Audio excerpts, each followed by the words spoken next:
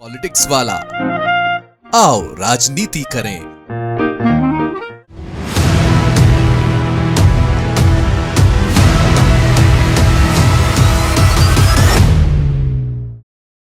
हिंदुओं पर अत्याचार बांग्लादेश में हो रहे हो, दोष भारत के हिंदुओं पर मढ़ा जा रहा है। जी हां, और ये आरोप मढ़ने वाले मध्य प्रदेश के पूर्व मुख्यमंत्री दिग्विजय सिंह और कांग्रेस के एक और नेता राशिद अल्वी।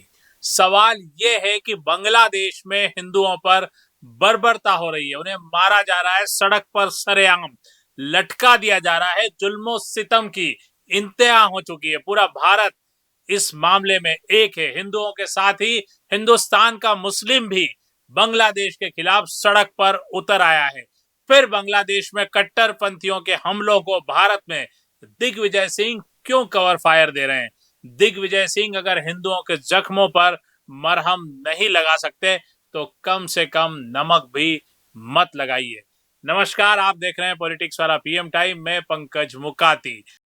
कांग्रेस नेता दिग्विजय सिंह ने कहा है कि बांग्लादेश में जो हो रहा है वह भारत में घट रही घटनाओं का रिएक्शन, यानी उनके मुताबिक भारत में भाजपा सरकार में, मोदी सरकार में मुस्लिमों पर सितम हो रहे हैं, इसलिए बांग्लादेश में बर्बरता हो रही है और इसका बदला लिया जा रहा है। तो माननीय दिग्विजय सिंह जी, जब भाजपा नहीं थी, आरएसएस नहीं था, तब भी तो वहां हिंदुओं को निशाना बनाया जा रहा था। और दूसरे देश जहां आतंकी हमले हो रहे हैं, जैसे हाल ही में ऑस्ट्रेलिया में हुआ, वहां कौन से मुस्लिम सताए जा रहे थे और कौन हिंदुस्तान का बदला वहां पर ले रहा था, लेकिन फिर भी वहां हमला हुआ। सुनते हैं दिग्विजय सिंह की बेतुकी दलील। ये जो हालात हमारे देश में है, यहाँ वही धर्मांध फैलाने वाले कट्टरपंथी ताकतें जो हैं, जिस प्रकार से अल्पसंख्यक समुदाय के खिलाफ जो कार्रवाई कर रहे हैं, वही रिएक्शन वहां पर उस प्रकार का हो रहा है। हम बांग्लादेश में जो हमारे हिंदू भाइयों के साथ हो रहा है, ईसाइयों के साथ हो रहा है, उसकी घोर निंदा करते हैं। दिग्विजय सिंह के बयान को बांग्लादेश से नहीं, देश से ही कांग्रेस के नेता राशिद अल्वी का भी समर्थन मिला। उन्होंने पड़ोसी देश में जिंदा जलाए हिंदू युवा की मौत को भारत के अल्पसंख्यकों से जोड़ा। उन्होंने इसे बुलडोजर एक्शन जैसा बताया। दिग्विजय जी ने बिल्कुल ठीक कहा है। बांग्लादेश के अंदर कट्टरपंथियों की सरकार आ गई है, भारत के अंदर भी कट्टरपंथियों की सरकार आ गई है।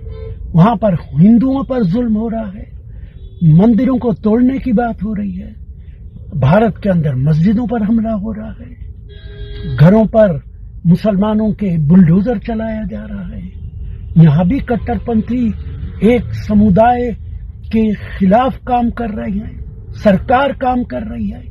बांग्लादेश के अंदर भी यही हो रहा है। अब आप सोचिए, शेख हसीना ने भी जिस घटना को अमानवीय कृत्य बताया, उसे देश के नेताओं ने भारत में बढ़ती असहिष्णुता से जोड़ा। आप सोचिए, कांग्रेस की शीर्ष नेता प्रियंका गांधी हिंदुओं पर हमले पर चिंता जताती हैं, लेकिन पार्टी के ही दिग्विजय सिंह जैसे नेता फिर तुष्टीकरण में जीत जाते हैं। क्या ये मुंह में राम बगल में छुरी जैसा नहीं है? क्या ये कांग्रेस की कोई रणनीति है कि दिग्विजय सिंह कोई अलग बात कहेंगे और प्रियंका गांधी एक अलग चेहरा लेकर सामने आएगी? अल्वी ने कहा कि बांग्लादेश में कट्टरपंथियों की सरकार और भारत में भी कट्टरपंथियों की सरकार है। यानी अल्वी के अनुसार भारत में जो सरकार है वो भी बांग्लादेश की सरकार जैसी है। और बांग्लादेश में, अगर अल्वी की बात को ही थोड़ा आगे बढ़ाते हैं, तो बांग्लादेश में हिंदुओं पर जो हमले हो रहे हैं, उन्हें सरेआम बर्बरता के साथ मारा पीटा जा रहा है, सड़कों पर टांग दिया जा रहा है, वो सब भारत की कट्टरपंथी सरकार के चलते हो रहा है। तो क्या राशिद अल्वी इस बात को सही ठहरा रहे हैं कि बांग्लादेश में कट्टरपंथी सरकार हिंदुओं के साथ जिस तरह का जुल्म कर रही है वो बिल्कुल सही है, वो सही कदम है? एक तरह से राशिद अल्वी यही बताने की कोशिश कर रहे हैं, लेकिन उन्हें कम से कम मानवता का ध्यान तो रखना चाहिए। हिंदू मुस्लिम की उनकी राजनीति एक तरफ, लेकिन राशिद अल्वी साहब कम से कम मानवता के हिसाब से तो देखिए कि बांग्लादेश में जो कुछ घट रहा है, क्या उसे आप मानवीय मानेंगे? क्या आप उसके साथ खड़े रहेंगे?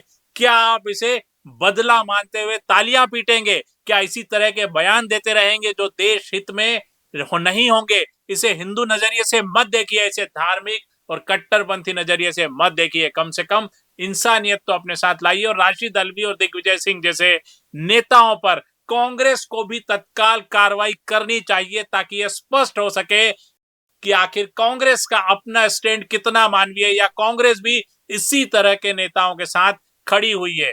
बांग्लादेश में मंदिरों को भी तोड़ा जा रहा है, भारत में मस्जिदों पर हमला हो रहा है। राशिद अल्वी अपनी बात में ये भी जोड़ रहे हैं कि बांग्लादेश में मंदिर टूट रहे हैं तो भारत में मस्जिदों पर हमला हो रहा है, यह उसकी प्रतिक्रिया है।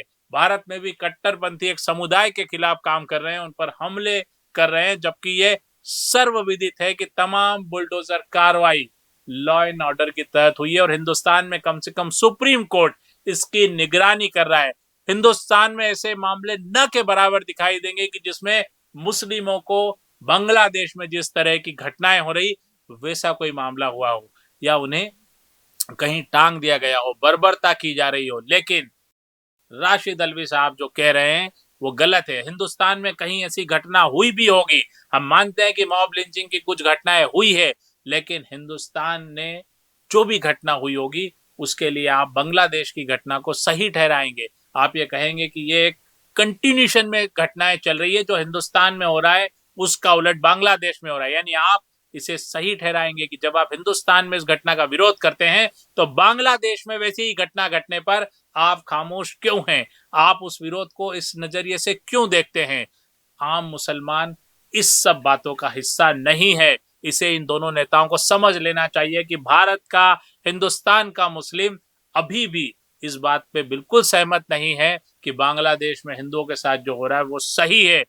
कल भोपाल में ही मुस्लिम समाज ने बांग्लादेश के खिलाफ, वहां जो बर्बरता हिंदुओं के साथ हो रही है उसके खिलाफ प्रदर्शन किया, जुलूस निकाला।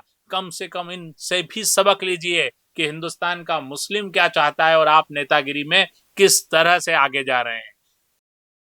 अलवी साहब यही नहीं रुके, उन्होंने तो शेख हसीना को भारत में शरण देने पर भी सवाल उठाया कि एक पूर्व प्रधानमंत्री को हमारे देश में क्यों शरण दे रखी है।